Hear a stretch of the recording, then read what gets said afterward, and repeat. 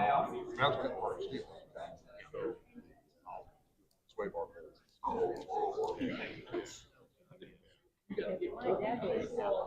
do.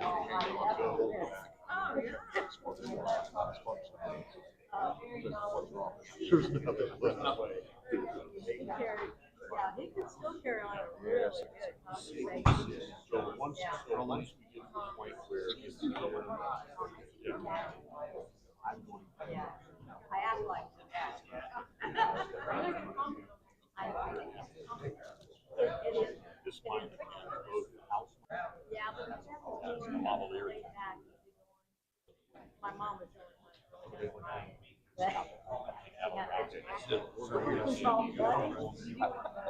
Yeah, sure. And then you have the plans for. That's true. I've got everything else over. Okay. And then the other books are right over. Okay. You know what?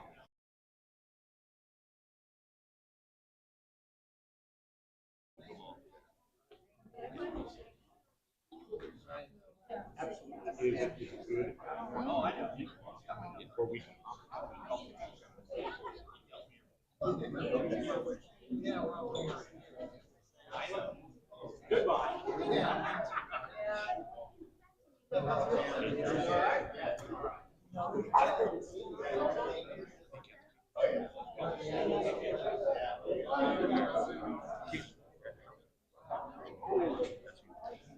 really?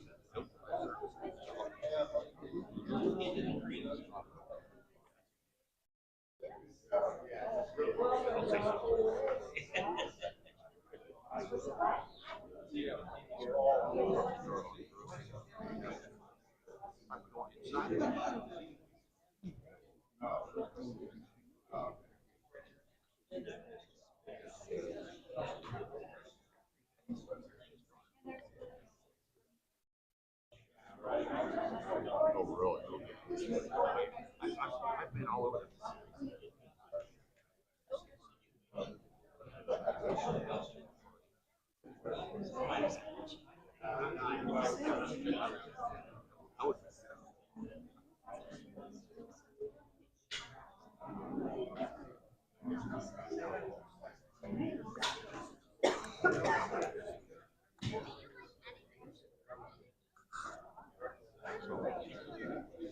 Test, test, test.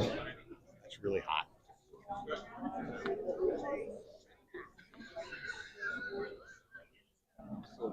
Test, test, test, test. Maybe a little bit more than that. Yeah. Test, test. That's Perfect. That's not perfect.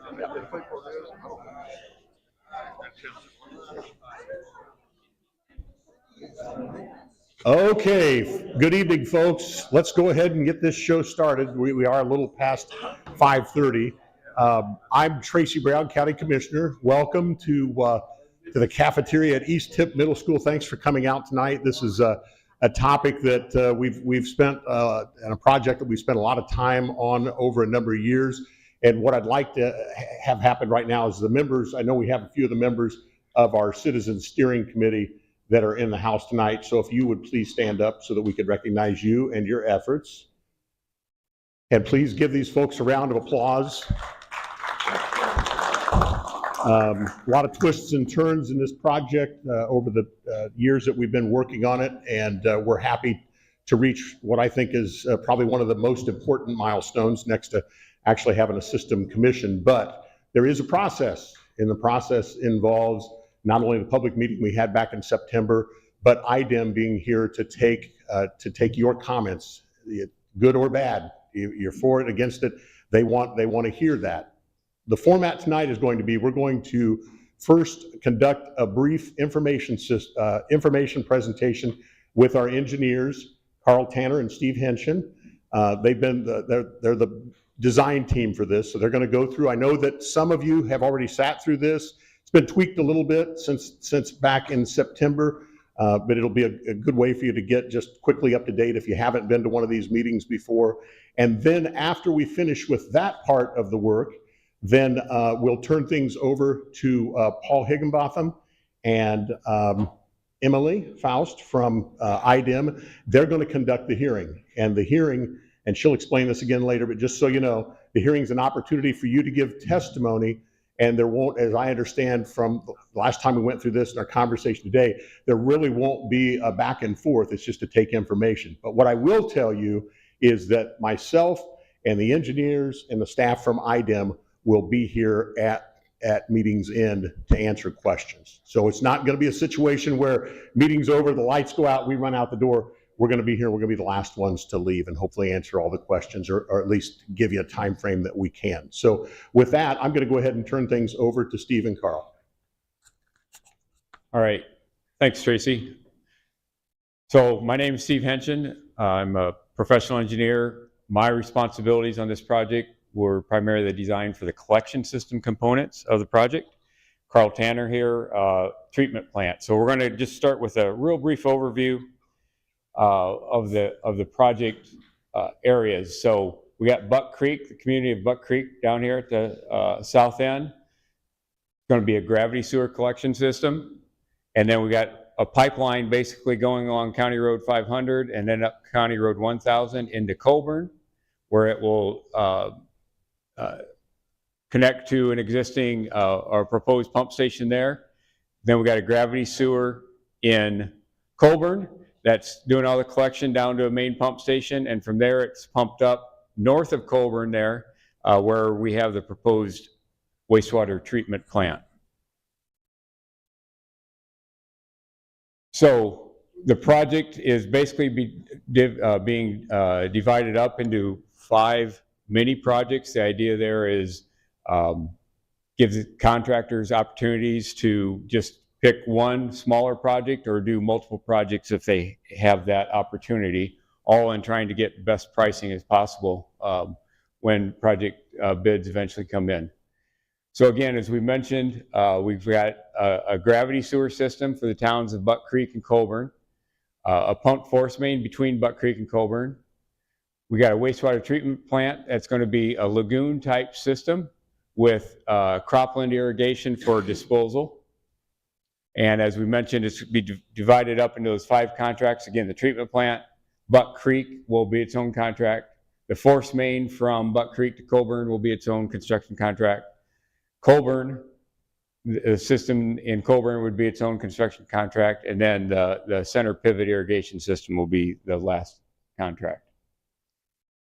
So I'm going to turn it over to Carl here briefly, and he's going to go through some components of the wastewater treatment plant to help you understand what that's all about. Thanks. Good evening. My responsibility mainly was the treatment plant and the disposal method. So the process is a aerated treatment lagoon, with the disposal is going to be irrigation onto cropland.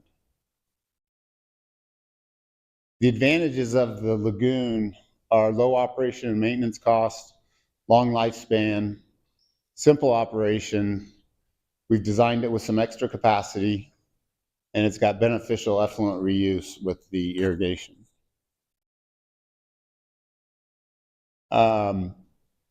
The treatment process includes influent flow metering, so we can keep track of the flows coming in, a structure that has bar screens to filter out the large objects. It's got 2 treatment lagoons, which are approximately ½ an acre each. And then it's got a 3.1 million gallon storage lagoon to store water when the irrigation pivot can't be operated in the wintertime or wet weather. It's got an effluent pump station, which will pump to the irrigation pivot. Effluent flow metering, again, to document how much water is being applied. The irrigation system, it's got a non-potable water well and a storage garage, which will house primarily the electrical components and any kind of storage that would be needed. The design flow is 26,000 gallons per day. And we estimate an extra capacity of approximately up to 100 additional homes with that. And that's to account for future growth and requirements to design to a certain criteria. The detention time in the treatment lagoons is 60 days, and then the storage lagoon is 120 days. As I mentioned, the 2 treatment lagoons are about a half an acre each, and the storage lagoon is 1.3 acres. And it will be contained by earthen berms that are grass covered, and these berms will range anywhere between 3 to 7 feet above the existing grade. It's a little hard to see, but down here is the town of Colburn, and then these half circles represent the irrigation pivot pattern in these fields. Here's the force main that comes up from Colburn to the treatment plant site. And then we've got when I say force main, I mean the pumped flow, then comes down this direction to the pivot. Here's a close-up of the treatment plant.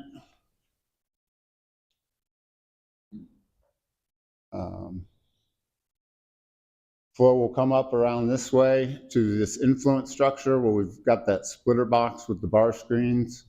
It can flow into either lagoon, but normal flow will go to the east to lagoon number 1, down and around, and then to lagoon number 2, the treatment lagoon, and then out into the storage lagoon. Here's the pump station that'll pump flow to the pivot. And that's just a brief overview of the treatment plant. Back to you, Steve.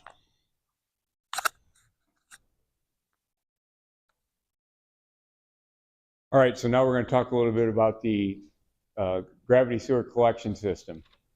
And I did mention it's gravity flow, which means other than the large pumps that are transporting it between communities, everything will flow by gravity out of your house, into the main, out in the road, down to 1 or 2 main pump stations in each community. Great advantage of that type of system, it's very low cost to operate because we don't have a lot of pumps. There will be several homes in each community that are low-lying enough that will have to have a separate, what we call an ejector pump, placed for them to be able to be served and pump up to the gravity. That was to help ensure we wanted to keep our gravity sewer system in the main roads relatively shallow. We're anywhere from 5 foot to 15 foot deep. If we were to try to serve every single property, like in Colburn, especially east of the railroad track where some of those houses sit down in that low area, we would have had to put sewers in excess of 20, 25 foot deep, and that gets just really costly to install that. So it's kind of a balance that we find. That magic number seems to be between 5 and 15 foot deep, and then a few of those homes will be served by those ejector pumps.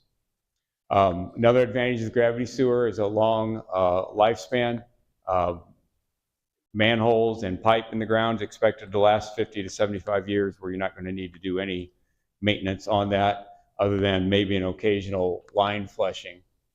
Very simple operation, and just by nature, the minimum size, pipe size that we put in the ground for this gravity sewer, the gravity sewer in the streets, is an 8-inch line. And an 8-inch gravity sewer at minimum slope can actually handle capacity up to 400 homes. We have roughly 95 homes in Buck Creek and about 85 connections in Colburn. Disadvantage is the gravity sewer system creates a bit of chaos during construction. It's big excavators going down. For the most part, these sewer lines are going down one pavement lane or the other in the roadway, just because the right-of-ways are pretty narrow and there's already a lot of underground stuff in the ground that we have to work through and work around. So that's one of the disadvantages, but when we're done with the project, all the pavement's patched and repaired and put back in place. And the other disadvantage does require more pavement restoration. And I'm saying that compared to something like a small diameter pressure sewer system, which the main line's going relatively easy, but then you'd have to have a grinder station at every single house, and that gets costly as well. So contract B, which again is the Buck Creek community, 88 connections. There'll be about 10,300 feet of 8-inch gravity sewer, 45 concrete manholes, and these manhole structures are mainly at junctions or at intersections of the roads, and that's where several pipes come together and then continue onward. Those manholes are important for access. If a line ever does need to be flushed or checked, that's the point where you can get down and get equipment into that line to do flushing. Then coming out of Buck Creek is a 3-inch force main from the main pump station. So our main pump station will be a grinder type station. So the pump impellers also we have grinders in front of that turns the wastewater into a slurry. And then that 3-inch pipeline will pump that all the way up to the Colburn pump station. From there, then Colburn, it'll go up to the treatment plant. So there'll be one main pump station in Buck Creek. It'll be a 15 horsepower motor on that thing that can push out about 50 gallons per minute. When we're looking at pump stations in general in the municipal industry, this is a really small pump station. Contract C summary. The force main between Buck Creek and Colburn, about 23,000 feet. So, that's pushing 4.5 miles or so there. Along the way, there'll also be some air release valves. And those are points where entrained air sometimes gets trapped at high points in the force main, because the force main gets installed primarily following the lay of the land all the way between Buck Creek and Colburn. And we just put these air release valve manholes in at those high points to allow a place for that air entrained in that force main to get released. Contract D then in Colburn, there's 71 connections there, about 8,000 lineal feet of gravity sewer to pick up and serve all the residences in that community. Couple air release valve holes or air release manholes on the force main. And then there's about 5,000 feet of force main that's taking the flow from the main pump station in Colburn, which will be at the south end of Colburn on Church Street, and running up through Church Street to the north end of Colburn, and then up the farm fields up to the wastewater treatment plant. The pump station in Colburn is actually a smaller horsepower because it's only pumping 5,000 feet compared to the one in Buck Creek, which is pumping about 15,000 feet. So as a result, we don't need as big of a horsepower, but it's also pushing more flow because it has to take the flow from Buck Creek plus the flow from Colburn. So you can see that's about 90 gallons a minute.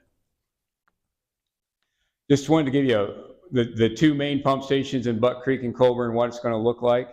You can see here, this is what's called the wet well. So this is where the gravity sewer comes in underground into the structure, maybe 8, 10 foot deep, maybe 12 foot deep. Pumps are submersible pumps that sit down in here on guide rails that can easily allow you to pull those pumps out for maintenance. Goes through a valve vault here where we have gate valves and plug valves in order to isolate the system if we ever need to for maintenance.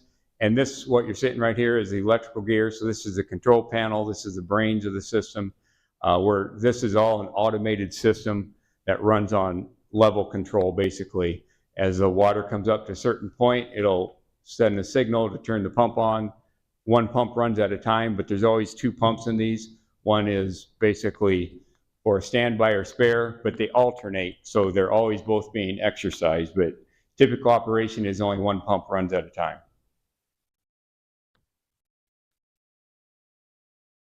Just some samples of what it might look like during construction. Here on the right, you're seeing the excavator there, a trench box. They're putting a sewer pipe in that trench right there.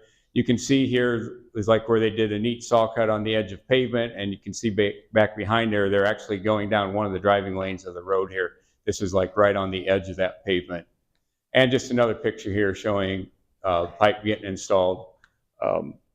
So It'll be a bit of pain during construction when this is going in, but they're only working on, you know, a block at a time. And as they're getting through the area, they're backfilling behind that and making everything drivable again.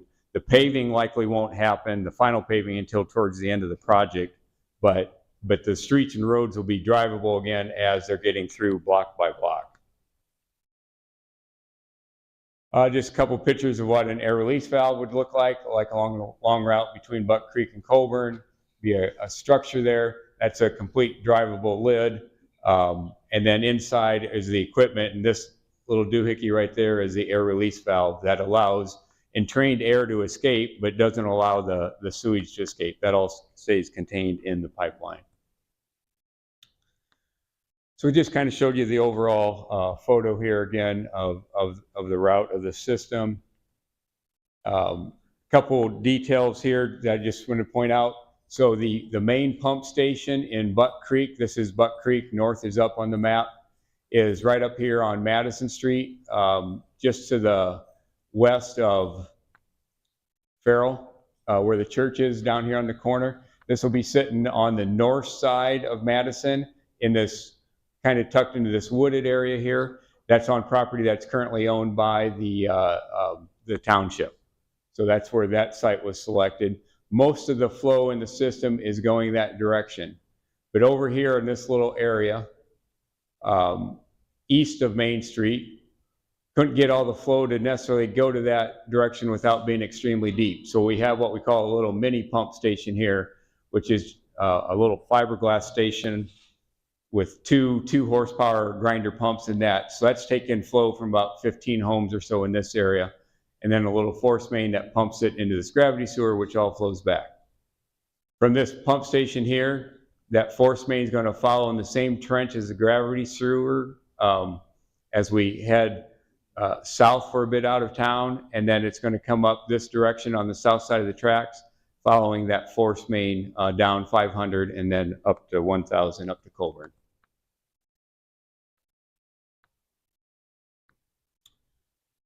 Then in Colburn, again, north is up.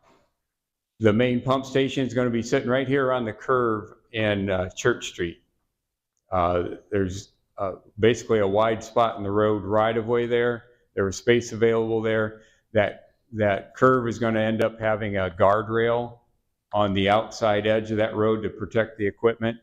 That will be sitting behind it. But that's where that main pump station is going. For the most part, all the flow is coming through Colburn to the south to this pump station. There's a few of these homes over in this area and one or two up in here that are going to have those ejector pump stations that will take the flow from each home and pump it up to the gravity sewer in the main. Then again, the force main out of this main pump station is going to go up through Church Street up to the north here, then follow in this farm field, and then follow up along the railroad or the Duke Energy easement up to the treatment plant. Just a continuation, again, showing the force main will come along this direction, come up through these farm fields, and then up, as Carl mentioned earlier, to the treatment plant area. So that's a little bit about the project, and we thought we'd just briefly hit on some common questions that come up. So like, how do you guys connect to that sewer system once it's all installed and done? So first of all, the project that we just described has to be 100% complete. So just because they put a sewer line in your street and have backfilled it, doesn't mean it's ready for you to connect. We got to get all the pump stations in, the long force main between Buck Creek and Colburn. The entire treatment plant has to be up and operational and ready to run. That's all required before you would be able to connect. At that time, all property owners will be sent a notice to connect letter that will kind of describe all the specific details that are required for you to connect. But in general, the property owners are going to be responsible for building the gravity sewer lateral from their house, usually within 5 feet or so of where that line exits the house, out to the sewer line. So part of our project, I didn't mention this earlier, we're building the main gravity sewer, and then for each house, we're putting a lateral that stubs out basically at the right-of-way line or your property line. And that will be the point, so you won't have to dig out into the roadway to connect to the sewer system. It's going to be brought up, usually in a grassed area, if there's that kind of space available. And that lateral will be anywhere from 5 feet. Some of them are deeper. We've gone through and done grade calculations and wanted to make sure our sewer line was going to be able to serve all of your properties by gravity. So we ensured we got stuff deep enough for you to be able to connect to that. So that depth will vary, but that will be the point. Those points will be marked with a stake at the end of the job. So everybody will know, if you're doing the work yourself or if you hire a contractor to make that lateral connection, you'll know what your target point is. And then besides that lateral connection, the normal process is you get that connected, and then you have to take your septic system out of service. And that means you're going to have it pumped out, and it means then you're going to abandon the septic tank. And by abandonment, that typically means you are popping a few holes in the bottom of it so it doesn't hold water anymore. Then you're backfilling it with a pea gravel type material or a sand material, and crushing the lids at the same time, because you can't really fill a tank completely full of gravel if you only have like one point to fill it. So crushing the lid is just a way to make sure we filled all the voids in that septic tank. And then you also, some of you have absorption fields, or maybe just a tile. Sometimes it's a 55-gallon drum. But your absorption field, if you have one, can remain in place. You don't have to take out that little piping distribution network that you have. That can just stay as is. But then that frees up space on your lot if you ever have plans to add a garage or build onto a garage. You won't have to, like right now you can't build over that area where you have a tank or an absorption field, but you'll be able to do that in the future. So that's just a few of the basic outlines of what you'll be expected to do upon completion of the project. Tracy, I think that's the end of our brief presentation. At 6 o'clock. Okay. We will remain here to take questions, and thank you, Councilman Lisa Dullum, for being here tonight. Thank you very much. So we'll answer some questions, but since the hour is 6 o'clock, I want to go ahead and turn things over to Emily so that she can explain how the hearing will work. Hi, everyone. So before we get started with the public hearing portion, we're going to pass out appearance cards. This is going to be for if you want to make a public comment that will go on the public record for on our transcript for this public hearing. So Paul's going to go around and pass out some of the appearance cards. And if you would like to make a comment, just write your name on it, and then we'll collect them before the comment period and call you out. And then if you don't want to make a comment in front of everyone tonight, we also take written comments, and I'll give that information in the public hearing portion. I'll just stick some on each table if that's okay. Put your name on them, and I'll collect them.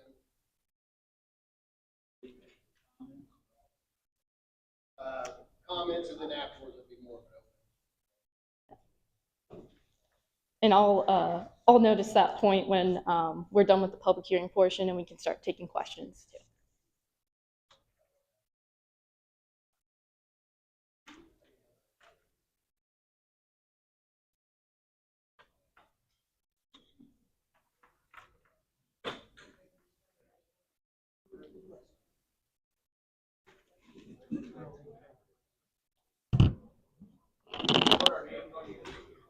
If you want to make a public comment,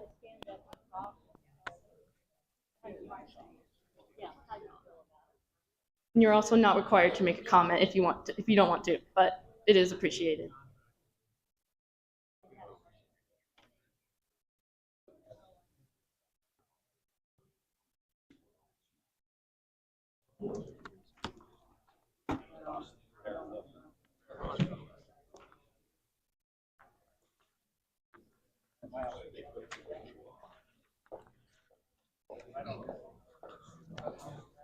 Did you guys get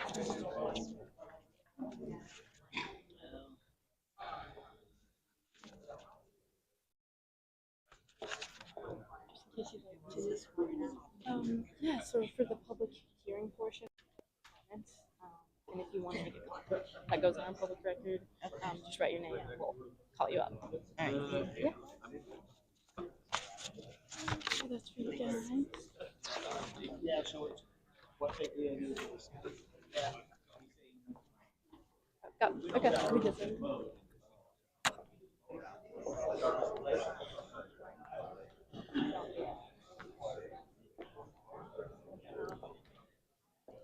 Okay,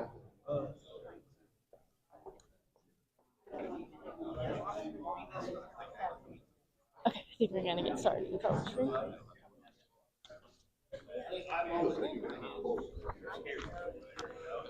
All right, I'm gonna go ahead and get started on the script portion of this. So good evening. Thank you all for being a part of the public hearing tonight regarding the formation of the Buck Creek and Colburn Regional Sewer District. Will the official court reporter designated for this hearing please stand and raise your right hand and state your name?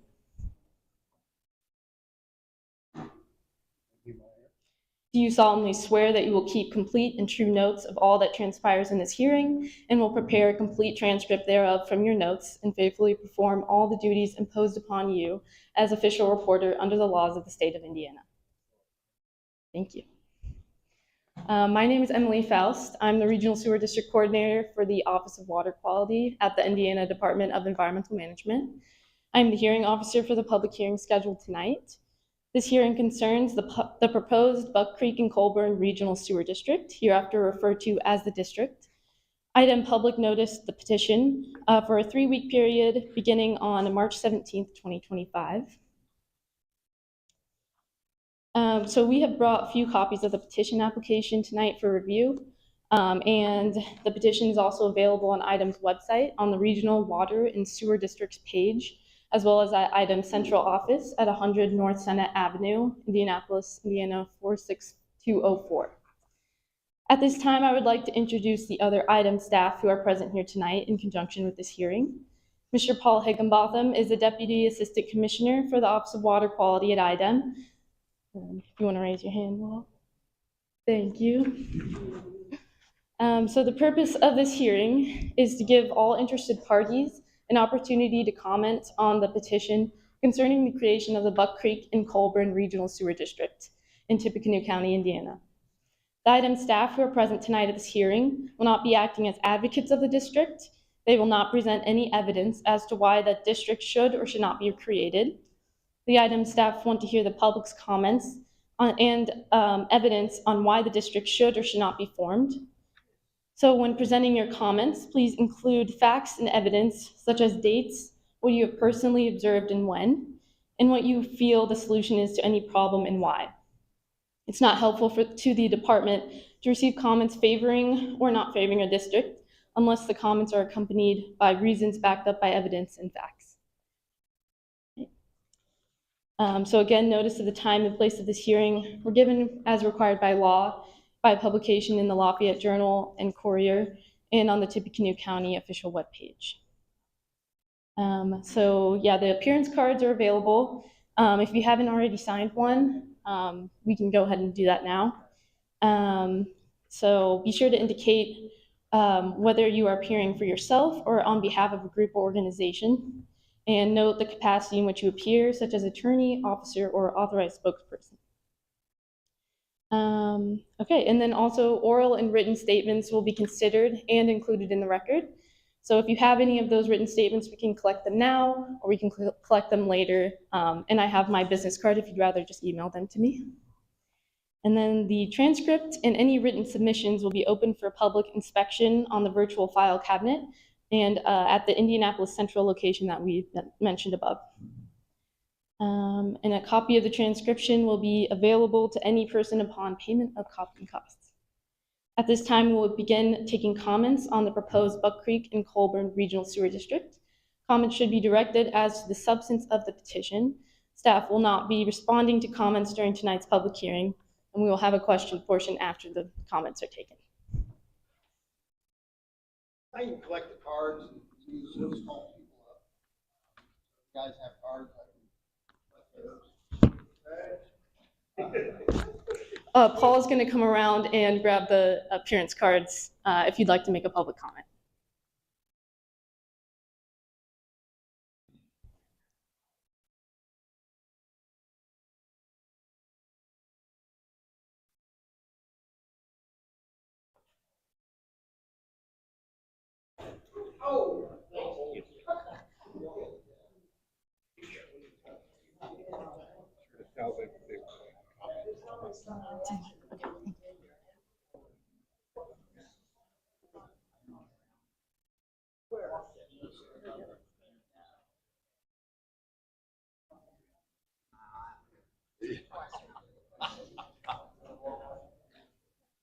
Yeah, we feel it.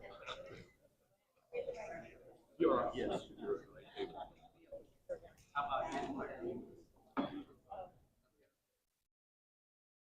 Did I miss anybody? A comment? Comment card? Or to speak?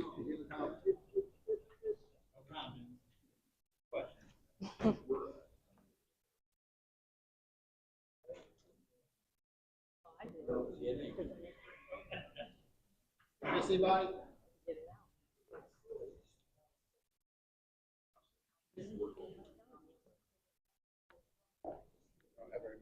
May want to remind them that they're going to have they want them to speak. In the middle. Now, but somebody can't get there. We can bring the microphone. Yeah. Only ones.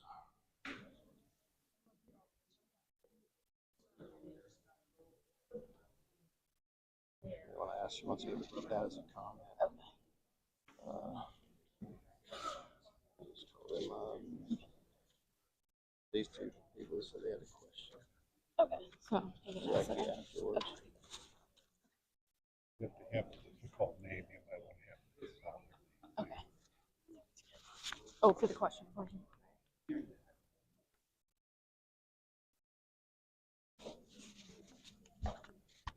Okay, so I will begin taking comments.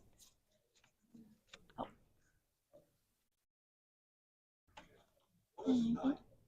Yeah, one at a time, hopefully. And there's a microphone set up right here in the middle. So if you're able to go up to the microphone to speak, that'd be great. So the first comment is Mary Ann Weibers? Weavers, thank you. Would you like to? There's a microphone there, or I can just hand you this. Everyone works.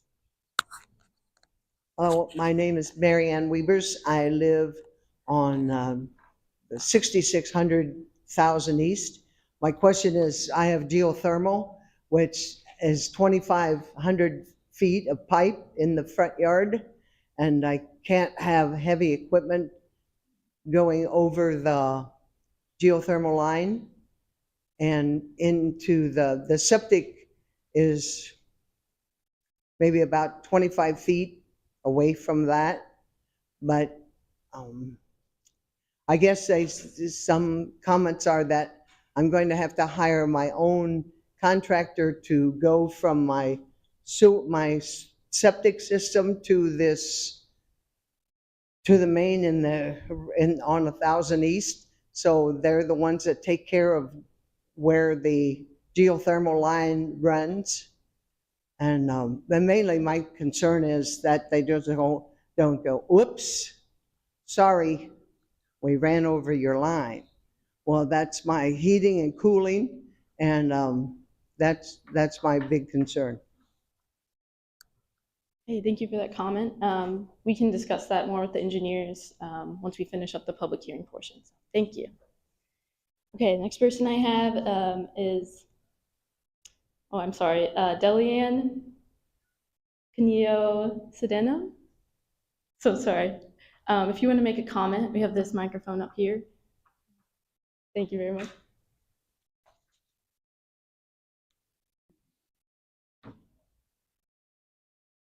Hi.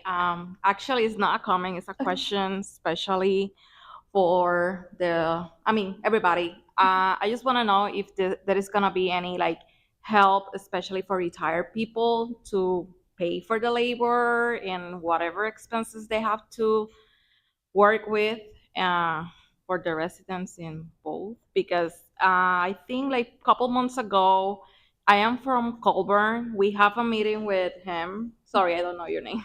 Sorry.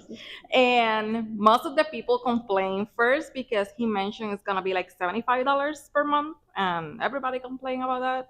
And second, I mean, in my opinion, I think it's too much money for just this system. It's not because you're paying water and all those stuff, but I think that's separate. And a lot of people ask if they're gonna have any help because the reality is a lot of people are retired, probably they just live from Social Security or whatever, and this is a big thing that they have to pay for. So that's my question.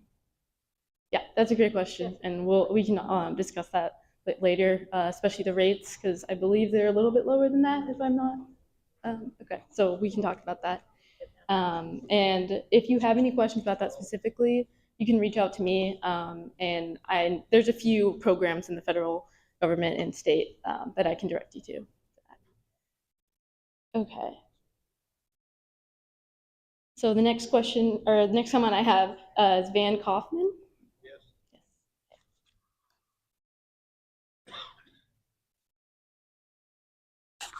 My main one is that there's nothing been said about a backup power. We never lose power in Colburn or Buck Creek. So why don't we have a backup power, or do we have a backup power? There is.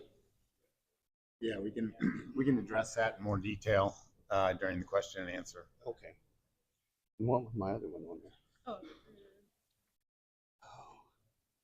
Okay, if the Sugar Creek floods and it covers up the pumping station and stuff, and it shuts down, what are we going to do, and how long are we going to have to be without the sewer system? I know it drains down, but you know, creek rises and then it backs up. So what do we do then? Thank you very much. And yeah, we will discuss that in the Q&A portion as well. Thank you. Next public comment is John Sullivan. So if you want to log up to this here. I just have questions, so. Oh, okay. I'll You wanna skip defer it? to the Okay, question period. sounds good. Okay, and then the next comment is Robert Anderson.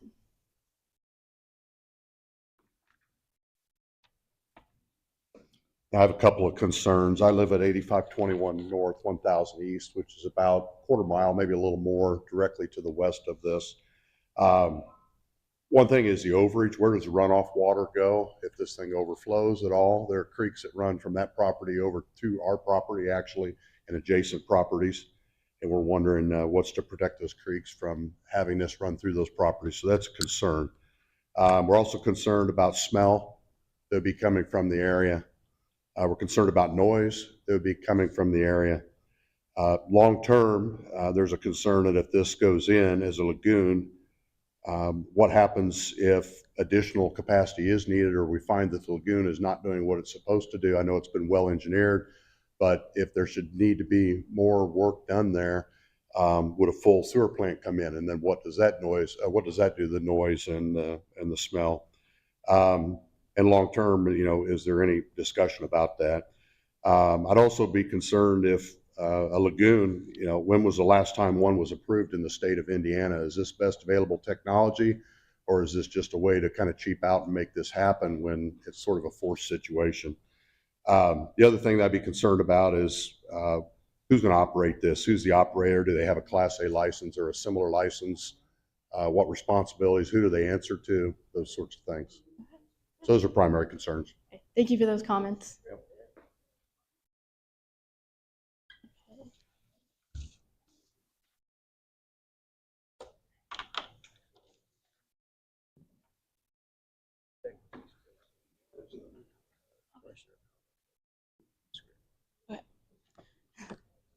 And then we just want to ask really quick, Harold and Stephanie Adams, did you want to make a comment, or did you have a question? Just a question. Okay, sounds good. Thank you. Okay, before concluding the public hearing on this proposed district, I want to remind you that written comments on the proposed Buck Creek and Colburn Regional Sewer District must be received by no later than April 28th, 2025 at the IDEM office, or also through email, and you can grab one of my business cards. And we really appreciate you attending for tonight's hearing. We'll take all these comments into consideration in making a final decision on the petition. The hearing concerning the proposed Buck Creek and Colburn Regional Sewer District is now concluded. And now we can start taking some questions.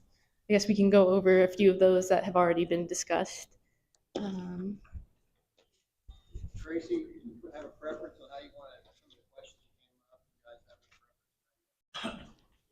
preference? It's going to be items, questions for item or questions for the. I think we as a group. We can all do some stuff.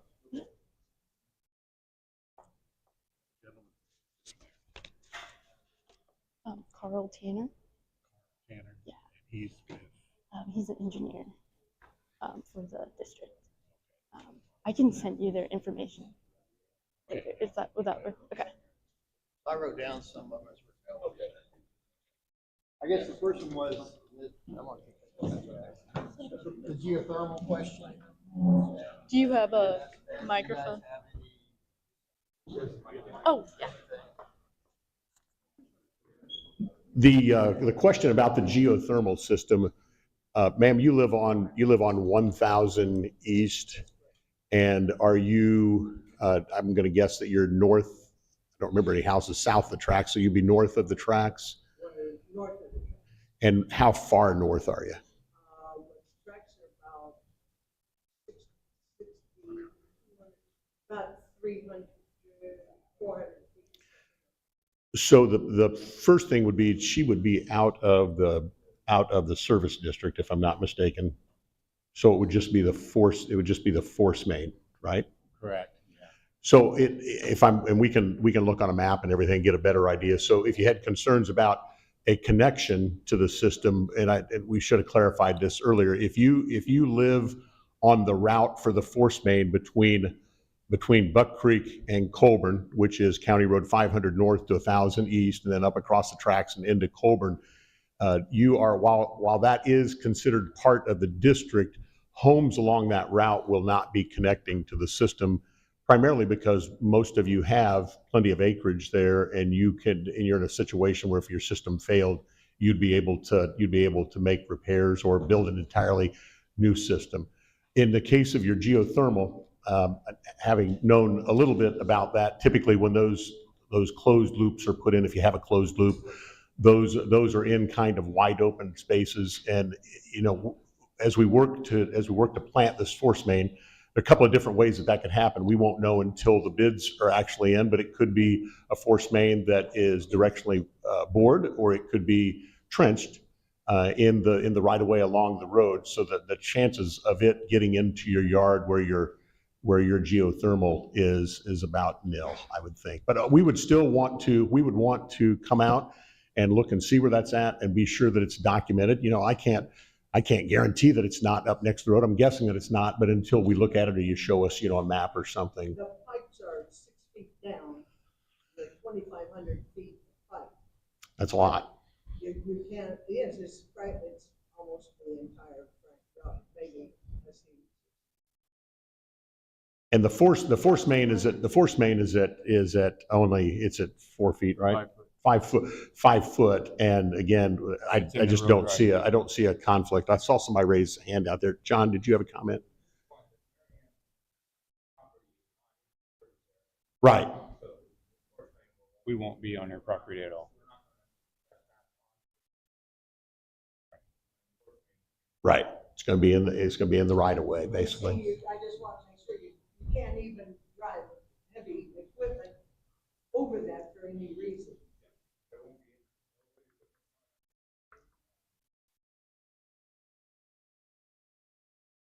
That's right. That's a good question. You want to know. I would want to know. I think somebody also asked a question about backup power, and I believe right now we expect to have backup power at the wastewater treatment plant, and we'll also look at portable power for the pump stations. And do you want to comment? One of you want to comment further on that? Each of the pump stations in the collection system, there's 2 larger ones, one in Buck Creek, one in Colburn, and then there's 2 small ones. But they're being set up with basically a manual transfer switch and really a generator plug. So the county or the district will be making arrangements to have a portable generator that they can take to each station during a power outage to make sure that flow keeps going down the road. And similar features at the treatment plant, right, Carl? Yes. The treatment plant will have a similar setup where a portable generator will be pulled up to the electrical building with a plug-in for the generator and a manual transfer switch. Yeah, another thing to note is due to the nature of the treatment plant, power really isn't critical to it. With 60 days detention in the treatment cells, there's a lot of flexibility to whether the aeration runs or not, because there is such a long detention time. And in addition to that, with the storage lagoon being so large, there's plenty of capacity there to absorb flows as it comes into the plant.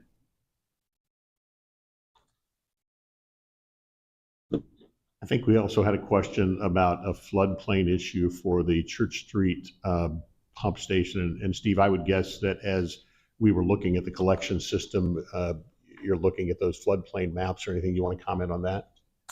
Sure, yeah. There's definitely floodplain maps, which aren't always exactly in line with where flooding occurs, but both of our stations are built in a specific location that they're not experiencing routine flooding at all.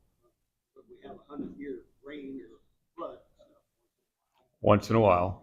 And so these aren't open tops. They're not completely sealed at the top, but they have the ability to deal with that situation. And if it's a flood type of situation, we're all in big trouble, right? So, yeah. But they're designed in a way that they're not going to be inundated or underwater on a routine basis ever. And Paul, I was writing or typing as quickly as I could to get those, but I had those 4 questions and then another one that's a little more comprehensive. Do you have some others as well?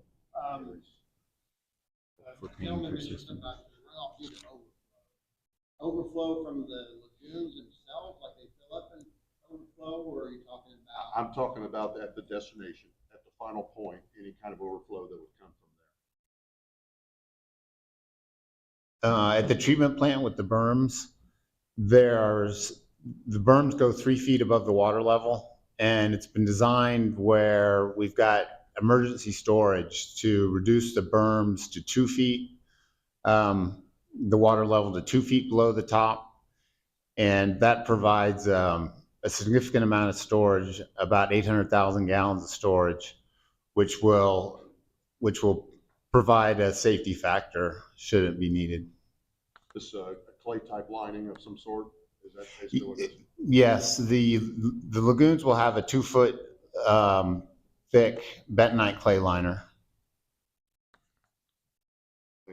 And I guess along those lines too, so if this goes through, this is built and constructed, we as the agency would still be regulating the facility. We would still be doing inspections, making sure everything's operated. So it's not like you build and it's done and we're gone. It's something that we go out there, we check and make sure everything is being maintained and being operated. There's reporting requirements to the agency about, the storage and the land application aspects of that moving forward. So it's not like, they're not going to be, that we're not going to be keeping an eye on things like we do with all the other facilities. So there would be routine inspections and reporting requirements on behalf of the district. So what type of operator is required for this? And I wrote that down too. Yeah. And if I can get your name before I leave, I'll have to go back, but it will be required a certified operator to be doing the checking on it and operating it when the things that are needed. But I wrote that down as well. So if I can get your name before I leave again, an email, I can send that to the folks as well that lets you know what level of operator it is. But there would be a certified operator requirement. That operator is responsible to the city of Lafayette, or who are they responsible to? They are licensed through the state agencies. Now it's like West Lafayette, they have certified operators. Right. So This would be its own district? Yeah, well, they would be working on behalf of the district. So they would be working for the district, be it they hire somebody to do it, or if they hire a contract operator in this situation, usually what happens. But their license is through the state, our state environmental department. It's through their licensing through, and they're held responsible as well because of that license to make sure that the facility's properly maintained and operated. But I can get your name. I can send you, there's a level I just can't know off the top of my head for an aerated lagoon system like this. Yes, ma'am. And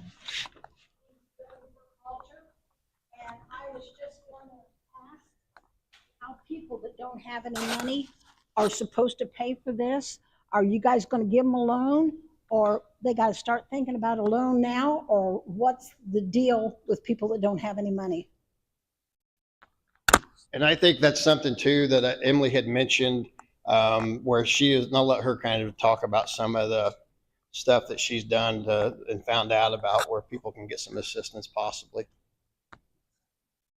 So there's some federal and state options for grants for utility payments, and I can send out to see if you're eligible for that. There's some links that I can send out for you to check on. In terms of the rates, I believe they're a little lower than what was talked about. Are they about $40, $50? Which I still is probably more than you're paying now. But ultimately, the idea is that, yeah, is that if you were to put in a new septic system, if yours were to fail, the cost of that would be significantly greater than what you'd be paying over the year for. Yeah.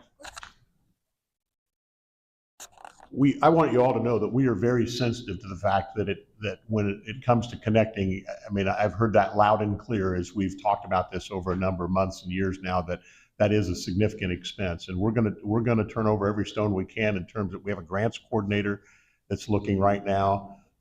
There is one of the things that they did in Romney, and you probably, if you've been here before, you probably heard me tell this story before, was they did not require that you used a specific person. So if you know somebody that's in the business of doing trenching and putting pipe together and things of that nature, and you can get a good deal on that, I mean, it's not going to be free from that person. I have already had, I think, at least 2 contractors call that have asked that question about if I go in and I work in one of these towns, you know, it's easier for me to go there and stay there and do projects than it is to mobilize and demobilize and do all that. So that part of the market could come in and potentially indicate a savings.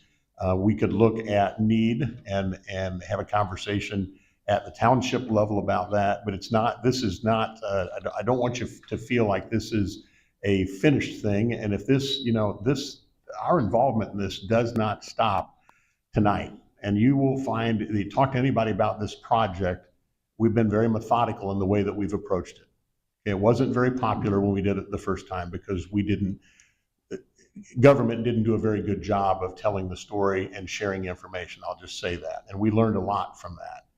And I've learned a lot more about these communities over the last 2 years than I ever knew before. And we are sensitive to the fact that, you know, if it's $500 for a hookup, that's a pinch point for folks. And so it's not something that we're going to stop working on. Fortunately, we know that it's, you know, if the district is created and this project goes forward, and I'm saying if, because there's still some obstacles out there. We have funding for the capital costs. Unfortunately, we don't have funding right now for the hookup costs. Now, if, God willing, those bids come in really well, that could be a different story. But I know at the same time, we have to be able to come up with plan B if that doesn't happen. So that work doesn't stop tonight. It's at the top of our list and trying to find that funding to be sure that we can do something. And some of y'all are going to connect. If we get to that point, you're going to connect, and it's going to be a short hop for you. And some of you it's going to be a medium hop for you. And somebody that I've talked to tonight, it's going to be a long hop for her. And we want to find a way to help people with that. Okay? Yes. I heard tonight, it's the first time I've heard it, that you gotta take the lid off and fill it up with pea gravel and stuff. But then they talked longer, and instead of just crushing the lid, you gotta crush the whole septic tank, the way I understood them to say. So there's no holes or gaps doesn't get filled. I think you are 95% right. The typical process is you just punch 1 or 2 holes in the bottom of the tank.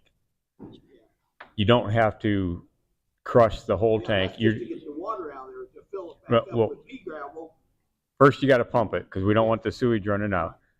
Then you punch the holes, 2 holes in the bottom. Then you're putting gravel or pea gravel in as you're crushing the lid and just making sure you have that whole tank volume filled with material and not a bunch of big voids there.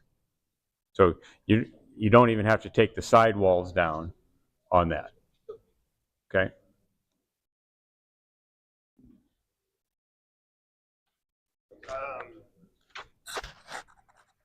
And maybe this is something you guys can talk, you guys are a little bit better than I am about this from the engineering standpoint, but one of the questions was about smell and noise. So I don't know if you can talk a little bit about how this is kind of a low maintenance operation aspect of this type of a lagoon system. So I don't know if you guys want to give kind of an idea about that. Since it's aerated. Yeah, sure. Our experience with the smells with other lagoons in the state is they don't really smell. The only possibility would be in the seasonal changeover when the water flips, does a thermal flip, you can get a musty smell. But again, our experience is that smell doesn't travel. You really have to be right up there by the lagoon. Regarding noise, these will have mechanical aerators. There's 2 options that we're looking at. The base bid is to have floating aerators, and those have a decibel level of 34 decibels. So that's, I'm not exactly sure what that equates to, but I think it's about talking level, normal talking, maybe a little bit louder talk. And then if we go with the other alternative, which is having blowers and diffused air, those blowers will live inside the garage. So there shouldn't be any noise coming out of there because they'll be sheltered.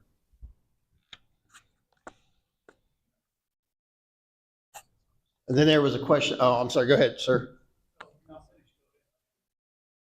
Oh, I was just going to say, when was the last lagoon was approved?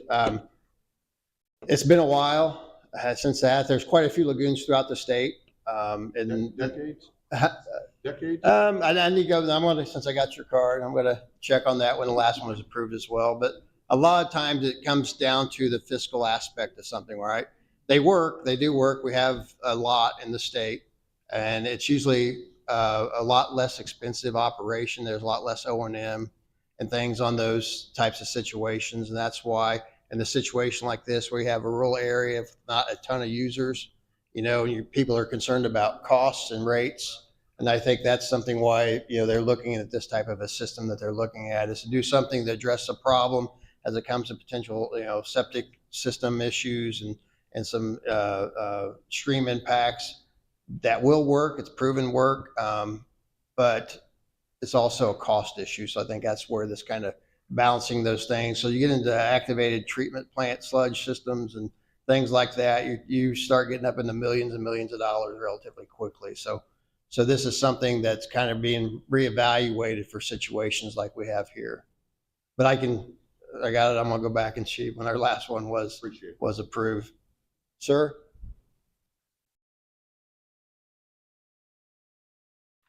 My name's Kevin White. I live just up the road here on 750. According to the maps you had the last meeting, I'll be the second residence on the gravity line, Buck Creek.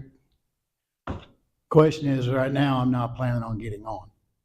I want to know what my time window is and who I need to contact to get an inspection on my present system. The exemption system through the statute, IC 1326, is it has to be either through the local health department or representative for the local health department I'd talk to to Tracy qualify about it for. Can I talk to you about it later, Tracy? Okay, and also not to beat a dead horse, but to reiterate what the lady said earlier.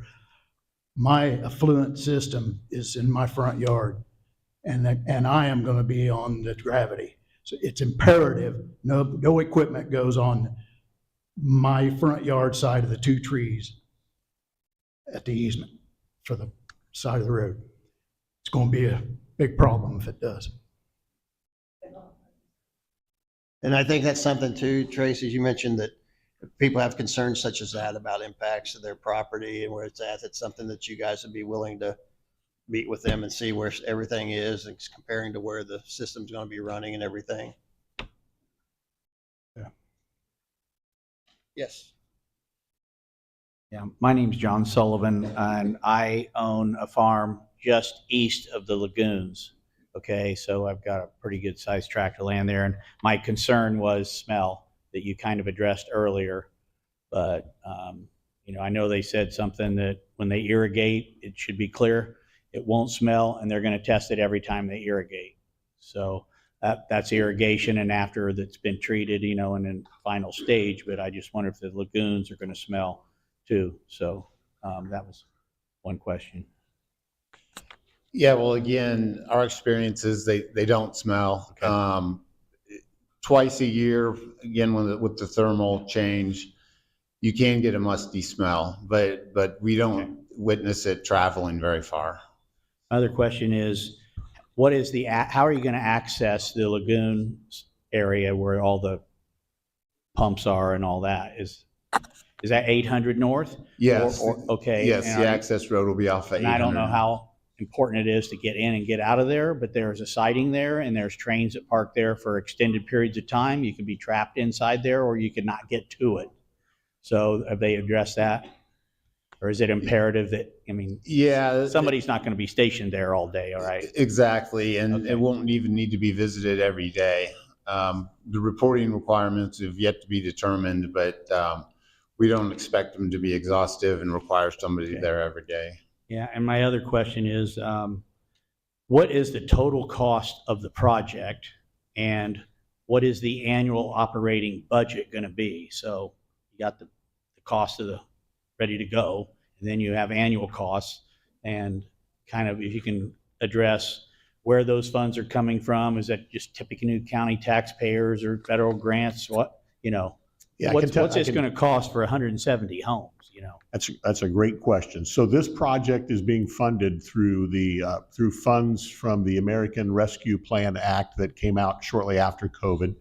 Tippecanoe County was given, I think, in the neighborhood of $36 million that covered, also covered, I think the first $10 million went for revenue loss during COVID. It's still it's still your money. I mean, that's what it boils down to. Those were tax dollars that got allocated back to the state of Indiana, but the money that came out from the federal government at that point in time was earmarked for water, wastewater projects, and broadband. So those of you in Colburn who've recently seen the trucks in town and they put the fiber in the ground, that was part of the ARPA funding, and they're in Buck Creek doing work. When I was doing door hangers last week, the guys were out digging trenches and everything. So that came from some of those ARPA funds.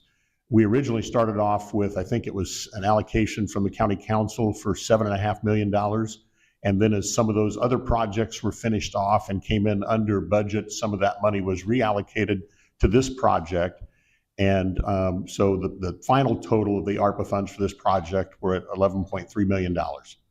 And some of that obviously we've got less than $1 million, probably $1.2 million in land acquisition and in the design for the system. And so the rest of that is sitting in a bank account waiting for us to determine what the next step is and what the bids are going to look like when they come in. So we are in a very unique situation that communities do not find themselves in when you have capital costs covered. When we did this, when we were in this same area a few years back, we were looking at, I think the cost was somewhere between $12 and $14 million. And that was going to be loans and maybe if some grants through the state revolving fund. And all of those bills were going to go back to the ratepayers and potentially at a substantial cost. Romney is at $97 right now a month. And they're not even, they've still got septic tanks and all they're doing is treating the effluent. And that means that the folks in Romney still have to periodically have those septic tanks pumped and they have to bear that expense. So when somebody asks a question about the lagoon, there are people that have suggested even in government, that, you know, why don't we just do a full-scale municipal plant for 1,000 homes? Well, first off, it would be complete overkill for the area. We did our homework before this started, and we looked at growth, and it's going to, you know, the area where you live is one of the slowest growing areas in the county. There aren't a bunch of new subdivisions out there. There's some big rural estate subdivisions that have been sprinkled throughout the area. And I heard firsthand from the people that I've talked to in the last 2 years, people don't want growth out there. They don't want sprawling subdivisions. And there's no water. I mean, you'd have to put a well in and all that. So when we talk about growth in this system, it's growth for infill.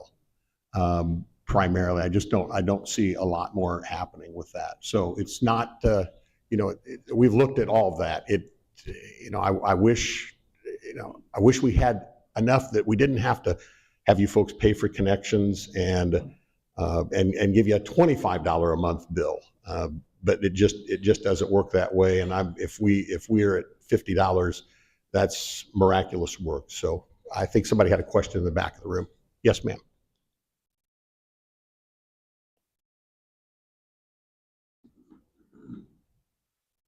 Hi, my name is Stephanie Adams. We're currently purchasing the property at 1015 Strong Avenue in Colburn. Currently, there is no house there. It was already previously torn down before we started purchasing it. So my question is, are we going to be able to access after this is all done, you know, said and done? How are we going to access that when we do build our home there? And is there any special requirements for an ADA accessible house? I'm hitting you with the big guns. It's okay. We'll take those kind of one at a time. So Sure. I would. So you have an empty parcel right now. There's a barn on the property, Okay. but there's no buildings. And then eventually, not initially, but eventually, we would like to build a, you know, kind of like an in-law house, you know, a separate house that, you know, when in-laws come in to town, they can stay there. So would we access the main again, or would we bounce off of our system? I would venture to say, you want to take a shot at that? Sure. That's what I venture to say. So taps can be added to this sewer line after the fact. Most likely, if we know about it in advance, then absolutely. we could plan to put one in for you. Okay. That would be the best way, because then we get it out from under the road and it's up to your property. Perfect. Yeah. Typically, even if it's a separate sewage producing facility, it would have its own tap. Okay.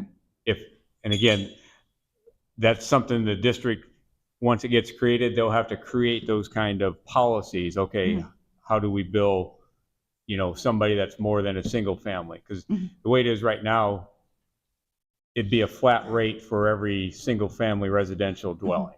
Okay. It doesn't matter how many people live in the dwelling or not. It's kind of a flat rate because we don't really have a method to cost effectively meter flow from each house. So it's basically a flat rate is developed. Typically, a separate house or structure that had its own plumbing would have a separate bill associated with that. Gotcha. Okay.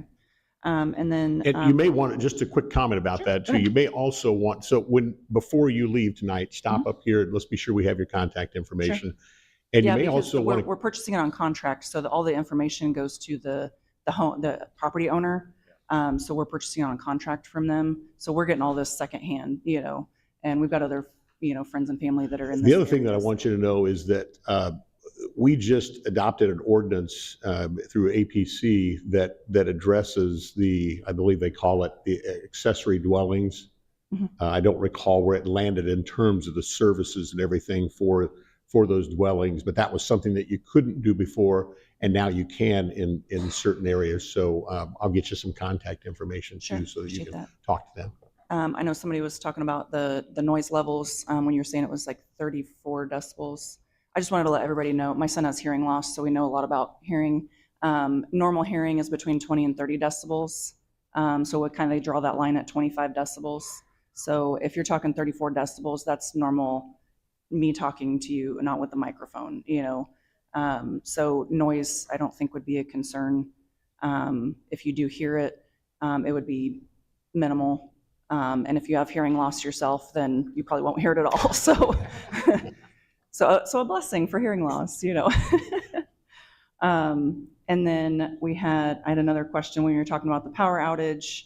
You said it wouldn't really affect, but if they put in the generators or bring generators out, say the power goes out at 6 o'clock on a Friday and Monday's a holiday, you know, are we gonna have to wait till Tuesday to get those generators out there? We'll have to actually have a tight plan for all of that. Right, yeah, I just wanted that to kind of go, yeah, one of the questions brought up about that, you know, kind of a nights and weekends type thing. Is there a plan for getting power? You know, how long is it able to hold without power for the sewage, you know, before it starts backing up into homes? Hopefully it doesn't, but you know, what's kind of the layout there? You want to talk about the stations? Sure.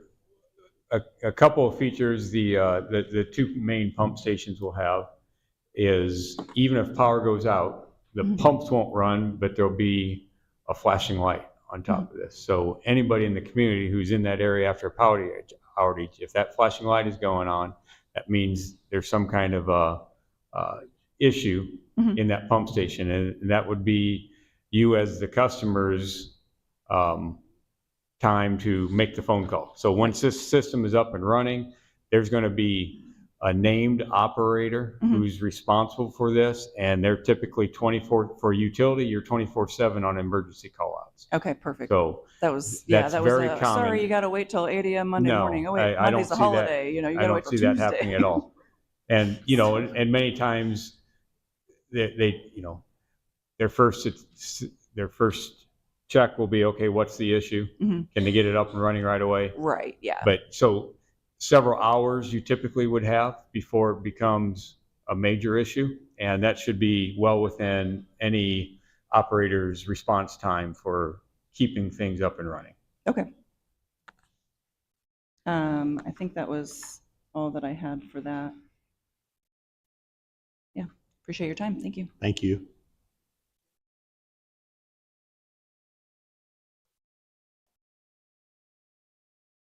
Joe McMurray, live in Buck Creek. Actually, I live at the house. So I had two questions. One, and I could be wrong, but I think your slides were, one of you said that pump station is going to be, it's on the north side of Sherman Madison. But I think the slide said just east of Ferret. But then when you were talking, you said just west of Ferret? West. It is west. Okay, so it's going to be west. Can we get a copy of basically the prints so that we can see the layout of everything that's going on in the town? Yeah, I think we can do that. Yeah, in fact, we have prepared not the detailed design plans because those get pretty busy, but we have each community broken up into quad maps where we show where the sewer line is going. You'll see your house, your driveway, stuff like that, and our thoughts on where you would be running your proposed lateral to connect to the sewer line.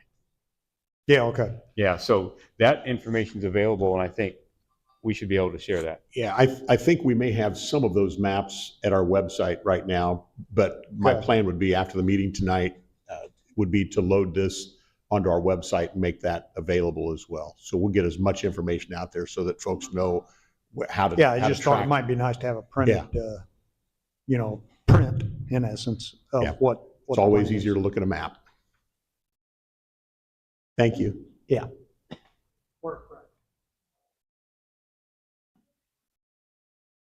Yes, sir. I have about 5 or 6 questions, if you don't mind. No. Kind of bear with me. Now, I'm out of the service district. Can I or can I not hook into the main? I'm right there on 1,000. And I think Steve mentioned earlier, one of the things that we need that will have to be decided, and it really should be decided and set up by the governing body of the regional sewer district. So you asked a question that kind of allows me to explain that a little bit. There will be a group of citizens under this petition that are basically selected that will serve, there'll be a total of 5, that a majority have to be land owners residents within the service area, I think it is probably fair to have those folks, they'll come up with a set of rules for that. So for us to answer that today, I could say, yes, there have been instances in other RSDs where they do tap in. Whether or not you could tap in, now in the planning stage or not, I guess I would defer to Steve on that and his experience. Sure. So the gravity sewers both in communities, you have a lot of room for extra capacity there just by nature of that pipe size. But this long force main between Buck Creek and Colburn was sized primarily to take the flow from the community of Buck Creek up to Colburn. So as I mentioned, it's just a 3-inch force main. Now it's possible if you got a high head grinder pump, you could tie into it, but you're not tying into it by gravity sewer at all. You'd have to have your own pump that would tie into that. And that force main, because of the size and the pressures it's running under, it does have limited capacity. So it's not like we could hook up 100 homes along there. Maybe a few, maybe a dozen, but definitely not 50 or 100. It's kind of like a interstate highway. It's meant just to transport flow from here to there and not necessarily let people connect to it. Next question would be then is, how much is it going to cost, say, I live in town, to tie into the septic? What kind of price does that have? I don't know if you want Just to tie into it. It's not the answer you want, but it depends. It depends how far your lateral has to run from the house. I'm just talking, I know I gotta take care of that lateral. Oh, okay. So how much is the? Well, I don't believe there's any intent to do any type of a connection charge or capacity fee. No, yeah, your cost would be your cost to build the line and abandon the septic tank. Now, since you are a contractor, let's just say by footage, how much do you charge per foot to tie in? I think John has talked to some, and I'm not a contractor, I'm an engineer, but John's talked to some local guys on that.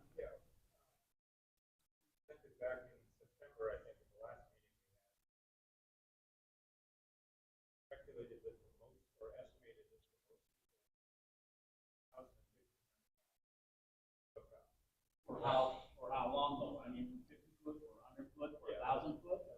Or is that per foot? Well, shower day with an excavator and an operator. Basically 50 to 75 feet. Your hookup, if you were to hook up, is going to be a whole different show. Because as Steve mentioned earlier, you're going to have to. I just want to know for everybody else in the room, I gotta go 10 feet. How much is that 10 feet going to cost me? Well, for everyone else in the room, I would estimate per foot.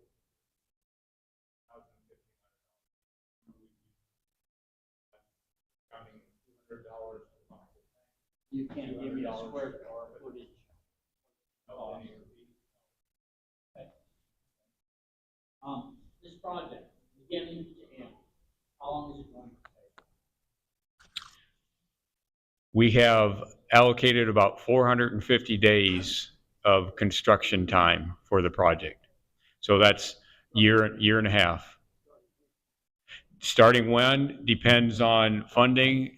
So let's say if it did start this summer, then we're going all the way through the end of 2026. We have a deadline. The ARPA funds that the county has in place absolutely have to be expended by the end of 2026. So to provide the most flexibility, we're giving the contractors that much time to build it, basically.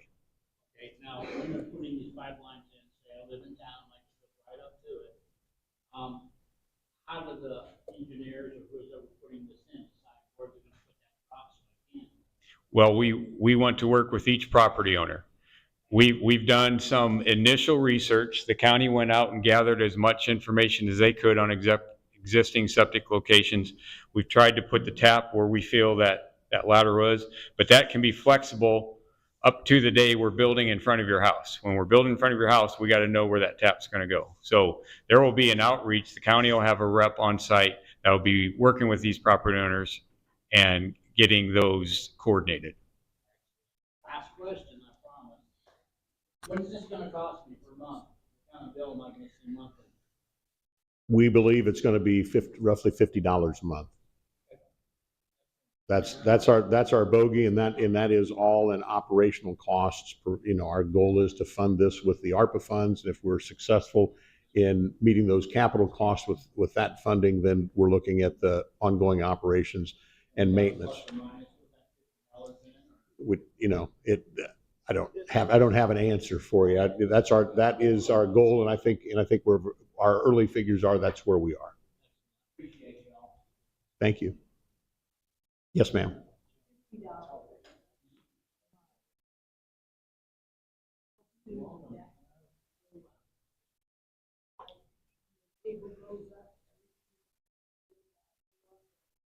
If I had that kind of crystal ball, I probably wouldn't be sitting here tonight. But yeah, it is very hard. I mean, you've got inflationary factors. If you're going to have the costs of having the operator there. You're going to have the cost, the regulatory cost, the testing, and things like that. Nothing stays the same forever. The costs that have risen down at Romney more recently have been because of there was a change that dealt with where the waste was being hauled to, because again they've got a system where they still have to pump those tanks out every 2 to 3 years and take the sludge out, and they had to haul someplace that was a lot more expensive and further away. So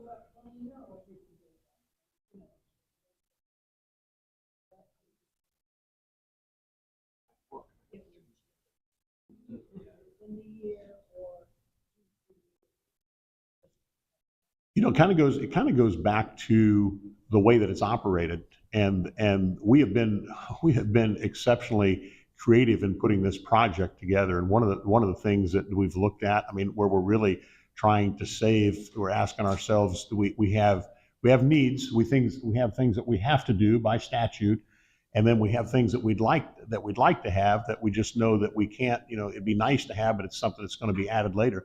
The best example is we got to put a big gravel driveway in, that you can drive a truck in periodically and do work at the wastewater treatment plant. That's right now we're looking at doing that with recycled asphalt, taking something that was ground up and hauled out to near Harrison and using that at I don't remember the dollar amount, but it's a lot of money. So the magic on this is just containing costs on an ongoing basis, and I think we've got the system that allows us to do our very best with that. I wish I could give you an answer, but we're going to work really hard at it. Yes, Jay.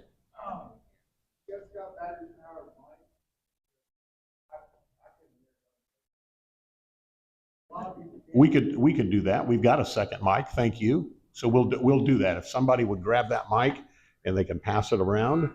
I can. That's wired. Oh, wired.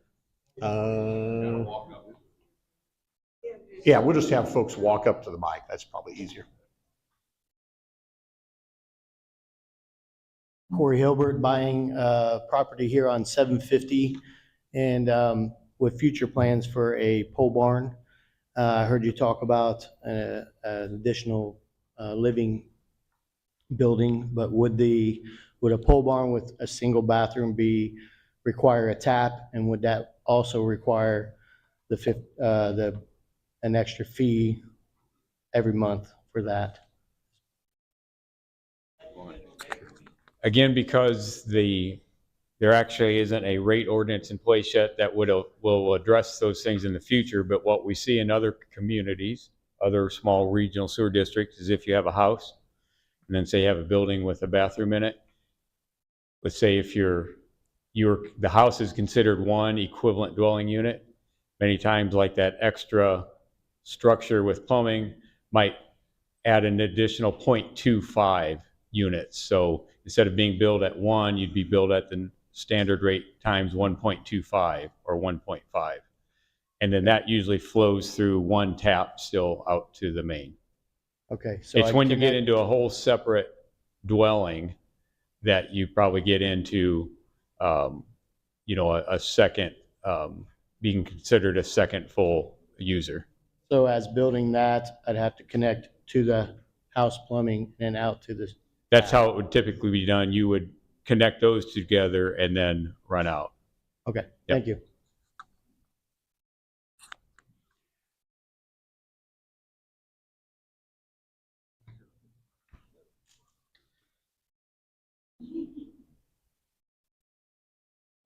My name is Bill Miller, and I represent the Buck Creek Community Church.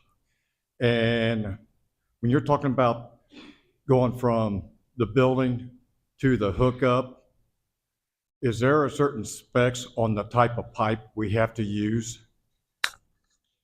Yeah, at a minimum, you'd use what's called a PVC pipe SDR 35 rating. It's the same pipe material we're using out in the roadway.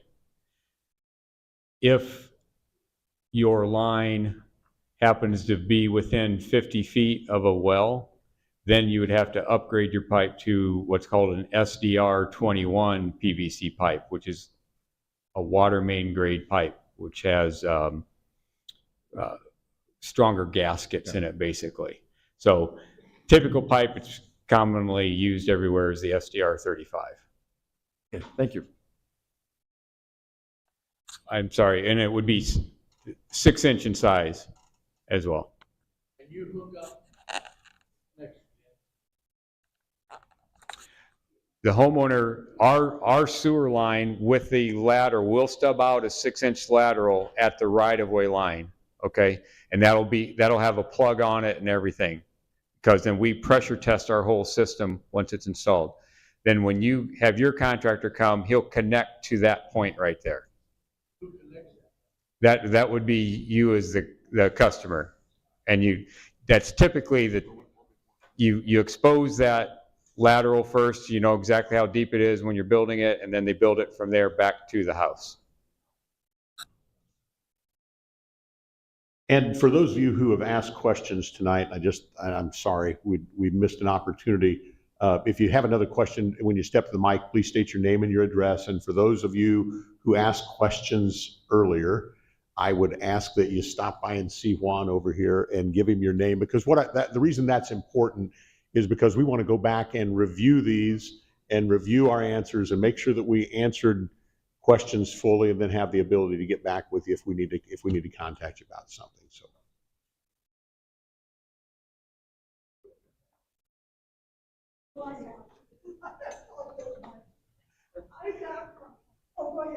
No. Oh, no. My property goes from Barrow Street. Okay, everybody, this is Karen. Anyways, from the picture that I see, the sewer line along the road is a very big deep hole. They're saying that they're gonna divide my property in half, to be able to take care of anything that's on Railroad Street. There's only 3-4 houses down that road, so that's why I guess they're not gonna go down the road. What I wanna know is how big that hole's gonna be. It's gonna cut my property in two. You know where she's talking about? She's what that street, Valley Street. Oh, she's yeah. Okay, that's Karen. So you want to talk about that, or have her stop by? Why don't you stop by? We have plans here, and I can talk to you about that specifically. Thanks. I'm Henry Brower, live in Buck Creek. And you said earlier, 6-inch tap, what we hook into? Correct. Our main line out in the roadway, the gravity sewer, will be 8-inch, and then we stub a 6-inch lateral to the right-of-way line. Okay, then you said too, you're gonna run a 3-inch, the force, right? That's the force main, yes. To Colburn. Yes. But everything on the roads in Buck Creek are gonna be anywhere from 8 to 6-inch, right? We're doing the 8-inch. We stub out 6-inch, and depending on your local county rules, you might be able to run a 4-inch out to the line or a 6, and it kind of depends how much grade you have and everything. Okay, I got another one is, you said too, whenever they come by and, run it, you can tell them where you want to put it, the lateral? Yes. Out to my property? Yes. To the property line? Yes. Okay. Yes. I just want to That's two things that I wanted to. Right, that's a critical part of this project, that we keep your costs down as much as possible and making sure we get the lateral. You may have plans, well, I'm going to build a garage here, so I don't want the lateral right here. I want it moved 20 feet. That's right. We have all kinds of flexibility to do that, but we have to do it before we put it in the ground. And they're, when they come into town and start running that main down through there, somebody will come up to us and notify us. Yeah, you'll know they're in town, and the county will have reps there, and we also encourage the contractor to get involved in working with every property owner to make sure we get that lateral. They'll have to, first thing they'll do, they'll come in and start staking where that lateral is going to go. So you'll have a chance to look at it and see it, and then we can respond from there.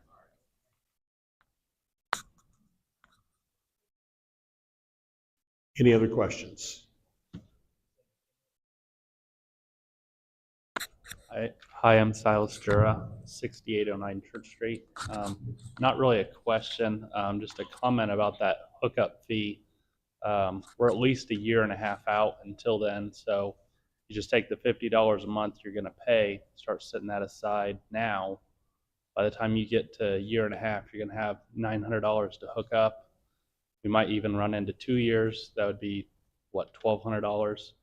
So basically you could cover your cost just by setting aside what you're going to pay in the future anyway. So just thought.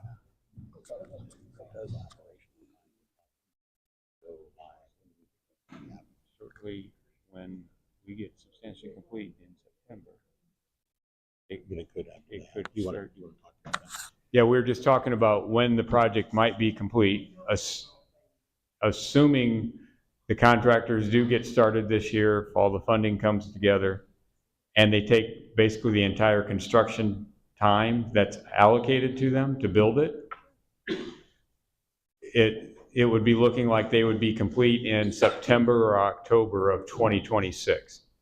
And then it would be at that point when the district would formally send out notices saying, okay, it's now time to connect. And depending on how the district sets up their rate structure, sometimes the billing starts on that date, or maybe it starts when you actually get connected. But at the soonest that we'd see that is likely in September or October of 2026. Thank you, Silas. Any other questions?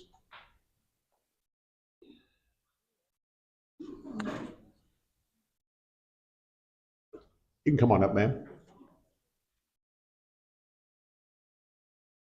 I know this really isn't going to apply to us, but is there a deadline after you guys have completed construction to be connected to it? Or?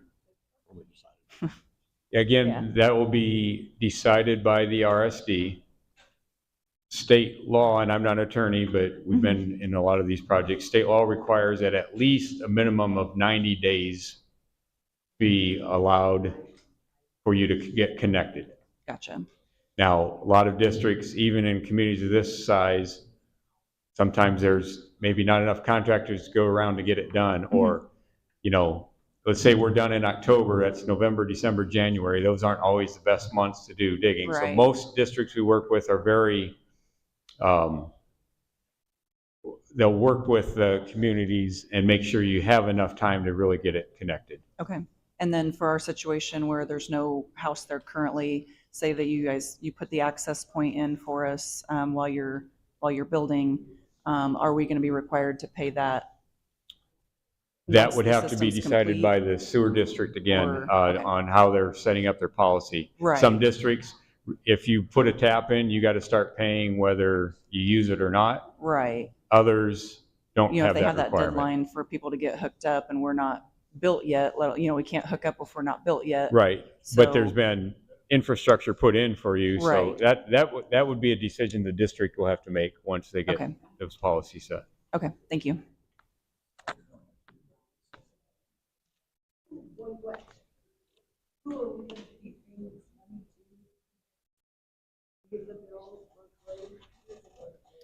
So the question asked was, who does the money go to when the bill is paid? That would go back to the regional sewer district. The district would be responsible for setting up billing, and then receiving those funds in and paying all of the bills. So it would be the Buck Creek and Colburn Regional Sewer District.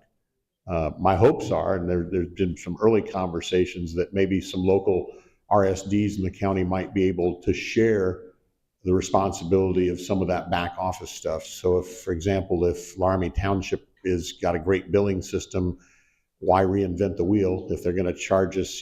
I think Dayton does that, or did it at one point in time, that the bills got sent out from the city of Lafayette because they already had a billing system set up and everything. But it will go to that organization, to that governing body, and then be used to not only fund the ongoing operations, but maybe set back a little bit of money, because you have future needs. Pumps can go out in 10 years, and like you said, the costs of maintaining it could go up for the RSDs.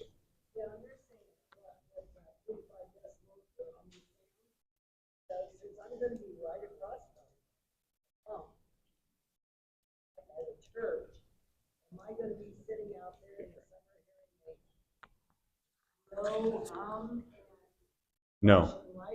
The 30 decimals Carl talked about was at the treatment plant way up north.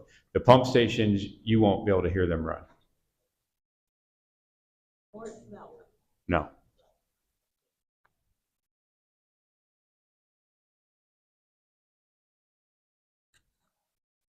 Yes, Silas.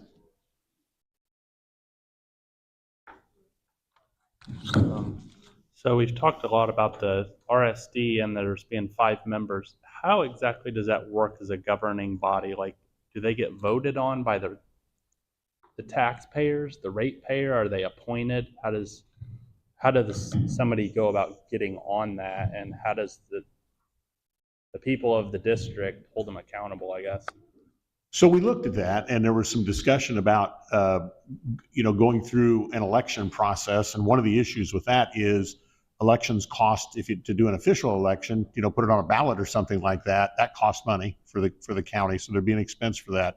And what we landed on as we looked around was doing basic appointments. And the way that the petition is written now is that basically three of those members would be appointed by the county commissioners. And one could be, but wouldn't have to be, a commissioner, but 2 of those 3 appointed by the commissioners have to live in the district or own property in the district. The remaining 2 are appointed by the Tippecanoe County Council. And one of those 2 can be appointed outside the district, could be a county council member, doesn't have to be, and the other has to live in the district. All of those would have terms that were not aligned, so that you wouldn't have an entire board expiring at one point in time and end up with 5 brand new people. So they're 2-year term. Initially, I believe there were 2 that would have 2-year terms and 3 that would have 4-year terms total. And the idea, again, in the best of situations, it'd be nice to have 5 people from the communities that are willing to serve. I can tell you, getting people to serve in any capacity on a board, because it is work, and some RSD boards are compensated a small amount, some are not. But if we've got people that are willing to serve, I think it works best if you have people that, if it's heavily loaded with people that live in the community, that works best.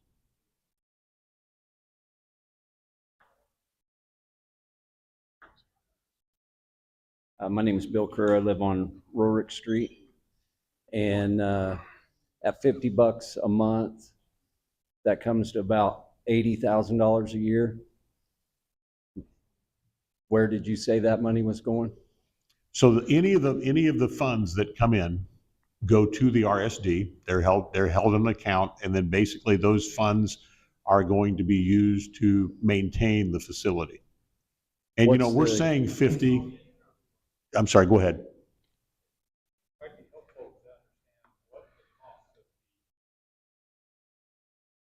Mm-hmm.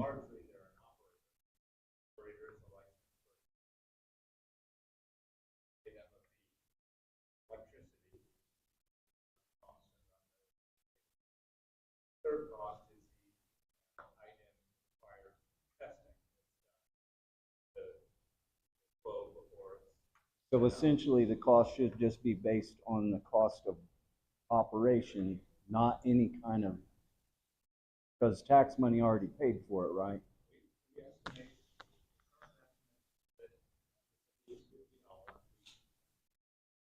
Years ago when we started this, we thought it was $40 instead of inflation adjusted. Right, But $50 should generate close to $100,000 a year right, in revenue to the district. yeah. That, we estimate, will cover the cost of the operator. This is the testing. Increment above that will be held as a Right. order to Okay. Yeah, so it's gonna build up into an account. build up to a certain amount. There's no reason to have it get too large, but I agree. we do have to hold the balance, the shed, fix the Yeah. pipes. And I just wanted to reiterate that a lot of the people that might be struggling with the cost of this is $1,500 to hook up and then $500 a year. They've been paying property tax, county tax, and state tax for sometimes 50, 60 years.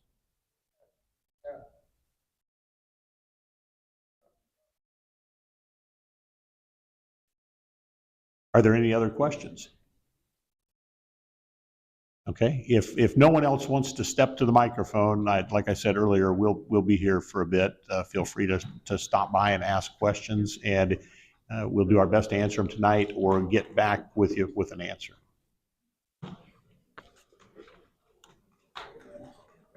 You